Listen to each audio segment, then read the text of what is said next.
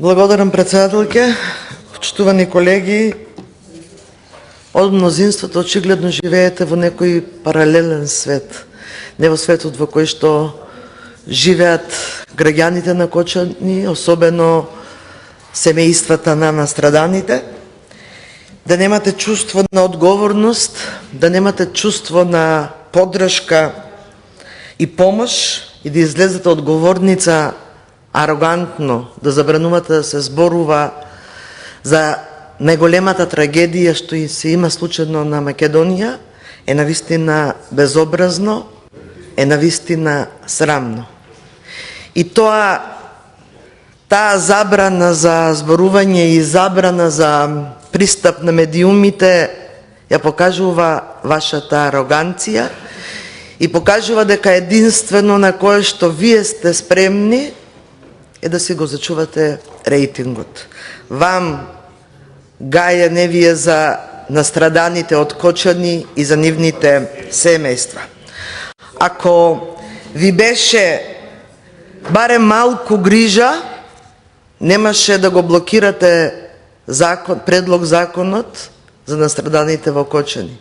Ако ви беше барем малку грижа, ќе го прифатевте овој амандман кој што ветува поддршка и помош на настраданите и на нивните семејства. Меѓутоа, очигледно, вас ви е само до зачувување на вашиот рейтинг и наместо да покажевте слух и за законот, и за овој амандман, вие продолжувате онаа што не ви одговара да го квалификувате како политика. Политика, драги колеги, ова вие што го правите квази политика, ова негрижа што ја покажувате кон настраданите од Кочани, кон нивните семејства. 62 млади животи згаснаа за миг. Една школска генерација во едно населено место ја снема, драги колеги.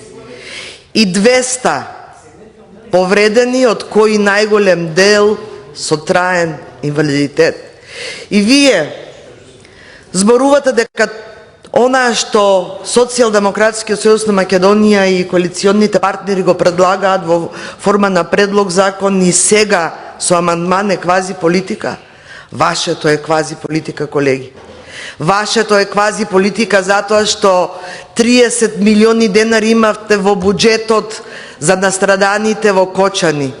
И тоа не го измислувам јас, не го измислуваат моите колеги. Тоа го кажа одговорница министерката за финансии, која патем покажува колку е грижа и за државата, покажува колку е грижа и за Кочани. Ја нема на ребалансот да дојде овде таа да го образложи и ребалансот и да дава одговор на по секој амандман. Меѓутоа, за тоа ќе си пресудат и граѓаните, а најмногу граѓаните на Кочани. Си изнаслушавме фалби изминатата една година, испревртени бројки и факти, но вистината е една, ништо не направивте, покажавте невидена ароганција, покажавте негрижа за настраданите и за семејствата од Кочани.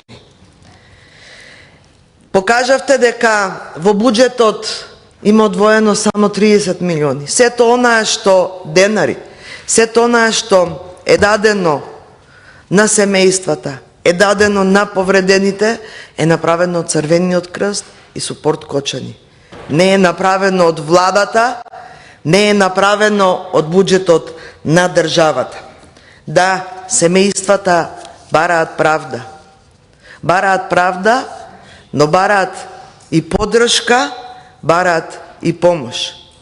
Во овој момент им е потребна и правда, меѓутоа им е потребна и финансиска помош и поддршка, им е потребна континуирана долготрајна здравствена заштита, ми е потребна социјална заштита и ми е потребна еднократна финансиска помош.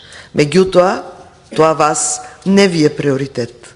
За вас, Кочани и семејствата на настраданите, не ви се приоритет. Жалам што амандманот не е прифатен, што од страна на Министерство за финансии е одбиен, но верувам дека ќе се одважите, колеги од мнозинството, и ќе гласате за амандманот и за вистинска подршка на семејствата, на настраданите, за вистинска подршка на овие 200 млади кои што се на лекување и на кои што им е навистина потребна оваа помош. Благодарам.